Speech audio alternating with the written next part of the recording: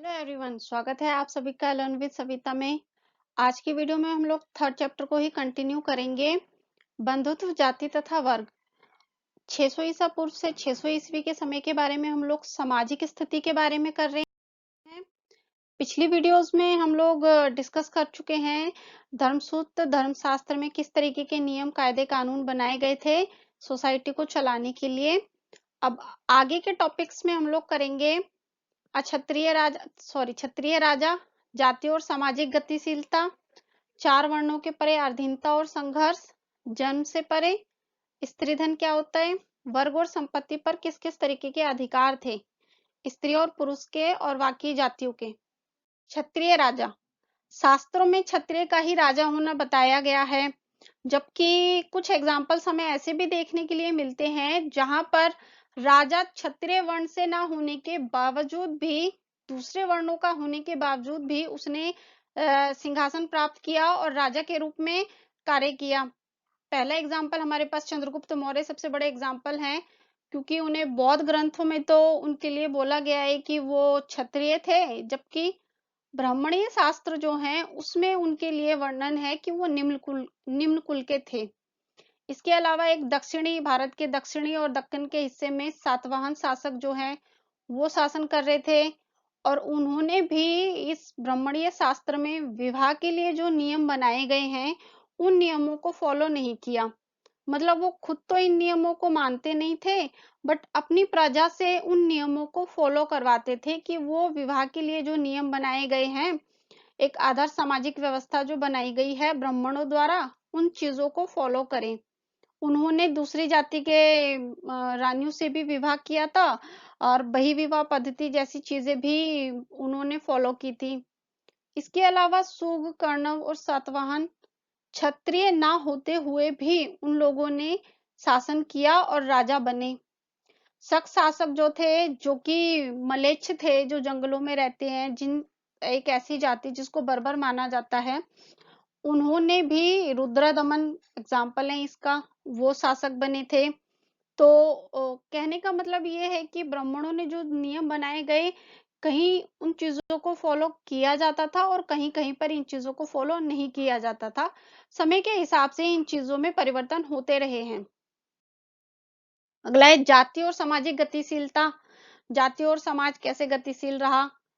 ब्राह्मणीय सिद्धांतों में जातियों का वर्णन जन्म आधारित जातियां बताई गई हैं, मतलब जितनी भी जातियां होंगी वो जन्म के आधार पर ही होंगी, उसके अलावा किसी और तरीके की जाति नहीं होगी। जो भी है इंसान की जो जाति है वो उसके जन्म से जानी जाएगी। वर्ण व्यवस्था में समाहित नहीं कर पाए जिन जातियों को, जिन लोगों को वर्ण व्यवस्था 4 वर्ण है, ब्राह्मण, क्षत्रिय, वैश्य, शूद्र, जो इसमें समाहित नहीं हो पाए उनको जातियों में कन्वर्ट कर दिया गया।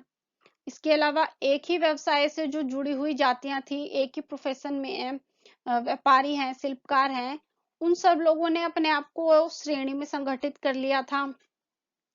इसके अलावा कुछ ऐसे अभिलेख हैं, कुछ ऐसी चीजें हैं, सोर्सेज, जिनसे हमें सामाजिक प्रक्रियाओं की जटिलता के बारे में हमें जानने के लिए मिलता है, क्योंकि बहुत अब समाज में 4 वर्णों में डिवाइड कर दिया गया है। अब जो इन वर्ण व्यवस्था के दायरे में फिट नहीं बैठ पाते थे लोग, जंगलों में रहने वाले लोग भी हैं, व्यापारी भी हैं, कुछ ऐसे लोग हैं जो 2-2 प्रोफेशन को अपनाते हैं, व्यापार का भी काम कर रहे हैं, व्यापारी के रूप में भी काम कर रहे हैं, और वो लोग खेती बाड़ी में भी काम कर रहे हैं। ब्राह्मण वेद पुराण का अध्ययन करेंगे, क्षत्रिय युद्ध करेंगे, वैसे व्यापार करेंगे, और शूद्र जो हैं वो अपने ऊपर तीनों वर्णों की सेवा करेंगे। तो जो नियम बनाए गए थे, जो उनके लिए जीविका बनाई गई थी कि उनके जो अर्निंग के सोर्सेज हैं वो ये होंगे, तो इन सारी चीजों को फॉलो नहीं किया जा रहा है। अब जो लोग वर्ण व्यवस्था के दायरे में 4 वर्णों में फिट नहीं बैठते थे, जंगलों में रहते हैं या एक जगह से दूसरी जगह जाते रहते हैं, एक से ज्यादा प्रोफेशन में इन्वॉल्व हैं, तो उनको कैसे कैटेगराइज किया जाए। तो इस ये भी एक बहुत बड़ी प्रॉब्लम क्रिएट करने वाला था, समाज में एक जटिलता लाने वाला एग्जाम्पल है। गिल्ड जो है वो व्यापारिक श्रेणी के लिए इस्तेमाल किया गया एक वर्ड है। निषाद जो जंगलों में रहने वाले लोग थे उनके लिए बोला गया है। मलेच्छ जो है वो भी एक नीची, उन्हें भी बहुत मतलब हीन दृष्टि से देखा जाता था। उस समय में जंगलों में रहते हैं, बर्बर बोला जाता है इन्हें, असभ्य कहा जाता है इस जाति को। चार वर्णों के परे अधीनता और संघर्ष।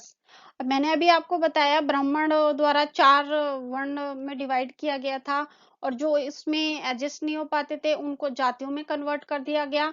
बट एक ऐसी भी जाति थी समाज में, अस्पृश्य चंडाल जाति, जिसको पूरी तरीके से समाज से कट ऑफ कर दिया गया था। इनके लिए बिल्कुल ये किसी भी सामाजिक प्रणाली का हिस्सा थे ही नहीं, और इनकी स्थिति जो थी उस समय में इनके हालात बहुत ज्यादा दयनीय थे, बहुत खराब कंडीशन में ये लोग रहते थे।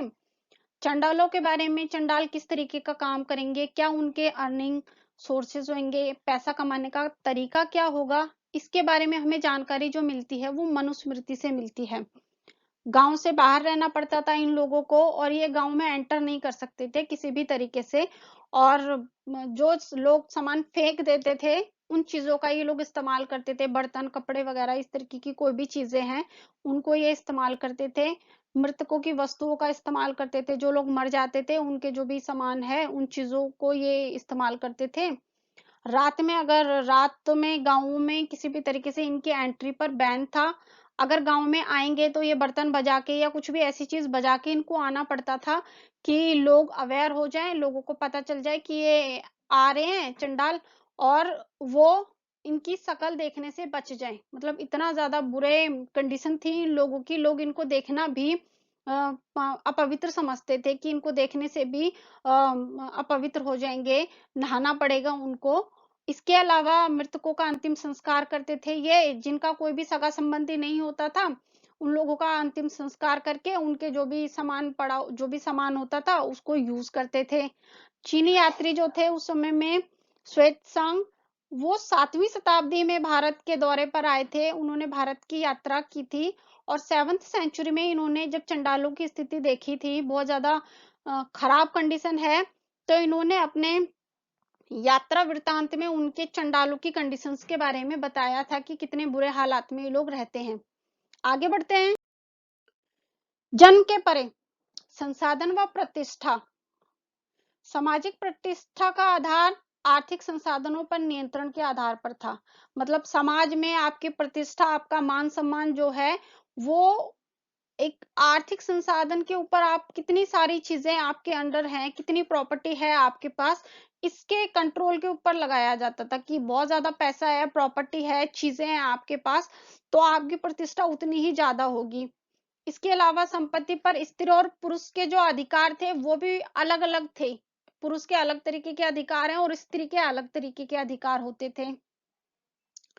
मनुस्मृति के अनुसार पैतृक जायदाद माता पिता के मरने के बाद जो है वो बेटों में बांटी जाती थी। मैं अभी पहले भी बता चुकी हूँ, पिछली वीडियोस में मैंने आपको बताया था कि जो पैतृक जायदाद होती थी, पितृमानसिकता को फॉलो किया जाता था, तो पैतृक जायदाद जो थी वो बेटों में ही डिवाइड होती थी, बेटियों को उसमें किसी तरीके का कोई हिस्सा मिलता नहीं था।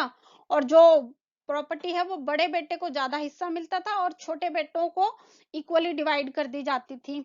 स्त्रियों का किसी भी तरीके का कोई अधिकार होता नहीं था। इसके अलावा जो पुरुष हैं वो 7 तरीके से प्रॉपर्टी वगैरह जो भी है जीविका अर्जित कर सकता है, और स्त्रियां जो होती थी वो सिर्फ 6 तरीके से ही धन को अर्जित कर सकती थी। स्त्री धन, स्त्री धन क्या चीज होती है? स्त्रियों को प्रॉपर्टी अर्जित करना, पैसा इकट्ठा करने के कुछ नियम हैं, कुछ तरीके हैं जिनके थ्रू वो पैसा इकट्ठा कर सकती थी, और जो वो धन स्त्री धन कहलाता था। स्त्री का धन है, उसको कोई और नहीं छू सकता, कोई और नहीं छेड़ सकता। अगर वो देना चाहती है किसी को तो वो दे सकती है। विवाह के अवसर पर मिले उपहार, स्त्री धन। शादी के टाइम पे उसको जो भी सामान मिलता था वो सारा स्त्री का ही होता था, उसके ऊपर कोई और अपना अधिकार नहीं जता सकता था। इसके अलावा यह संपत्ति स्त्री संतान को विरासत में प्राप्त होती थी। जो स्त्री है वो अपने बच्चों को दे सकती थी ये प्रॉपर्टी, बच्चे हो जाने के बाद।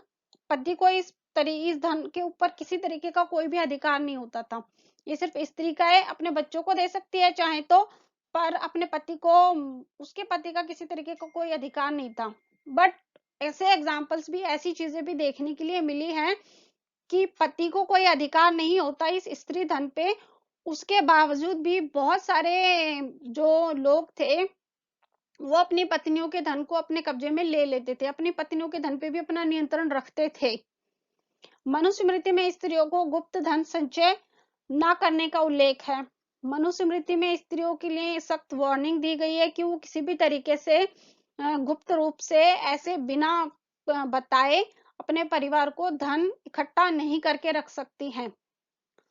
प्रभावती गुप्त इस नियम का अपवाद है।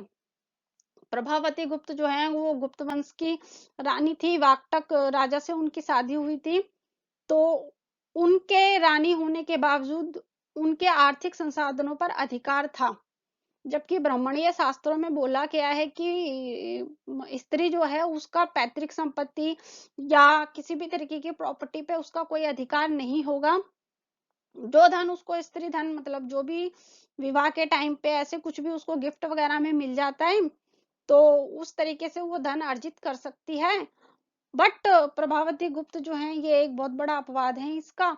इससे एक अंदाजा ये लगता है कि उस समय में जो रानियां होती होंगी या पैसे वाले जो स्त्री होती होंगी उनकी कंडीशन थोड़ी बेटर होगी, उनका संसाधनों के ऊपर अधिकार भी होगा और भूमि वगैरह भी उनके हिस्से में होती होगी।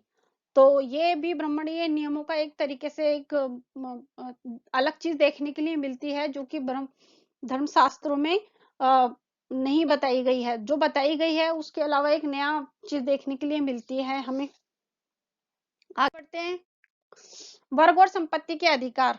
वर्ग और संपत्ति पर किस किस तरीके से अधिकार हो सकते हैं लोगों के संपत्ति के ऊपर?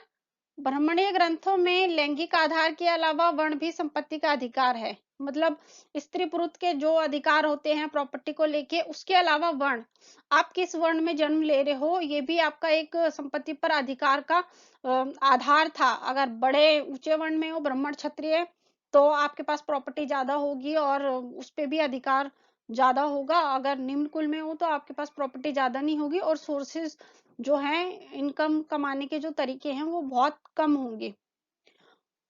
शूद्र जो है ऊपरी तीनों वर्णों की सेवा करके धन अर्जित कर सकते हैं, ये पहले भी हम कर चुके हैं क्लियर। निर्धन और धनी दोनों ब्राह्मणों का उल्लेख मिलता है। अब अभी तक हमने धर्मशास्त्रों में ये चीज पढ़ी थी कि ब्राह्मणों द्वारा ये बताया गया है कि ब्राह्मण और क्षत्रिय सबसे ज्यादा अमीर है, बट यहाँ पर निर्धन और ब्राह्मण दोनों तरीके के लोग देखने के लिए मिलते हैं। तो इसका मतलब है कि इस तरीके की व्यवस्था को पूरी तरीके से फॉलो नहीं किया जाता था। ग्रंथों में ब्राह्मण और क्षत्रिय सबसे धनी वर्णित किए गए हैं, जबकि हमें निर्धन ब्राह्मण के भी एग्जाम्पल्स देखने के लिए मिलते हैं। बौद्ध ग्रंथों में वर्ण व्यवस्था की आलोचना। ब्राह्मणीय शास्त्रों में जो वर्ण व्यवस्था बनाई गई है उसका बौद्ध ग्रंथों में आलोचना की गई है वर्ण व्यवस्था की। उन्होंने इंसान के टैलेंट को उसकी स्किल्स के बेस पर धन अर्जित करने को प्रायोरिटी दी है। वर्ण के आधार पर, आपके जन्म के आधार पर आपका धन अर्जित करना ये उन्हें गलत लगता है। मैं बता चुकी हूँ 6ठी शताब्दी ईसा पूर्व में बौद्ध और जैन धर्म अस्तित्व में आ चुके थे। आज की वीडियो यहीं खत्म होती है। अगर अच्छी लगे तो लाइक कीजिए, सब्सक्राइब कीजिए और लोगों के साथ शेयर भी कीजिए। वीडियो को अंत तक देखने के लिए धन्यवाद।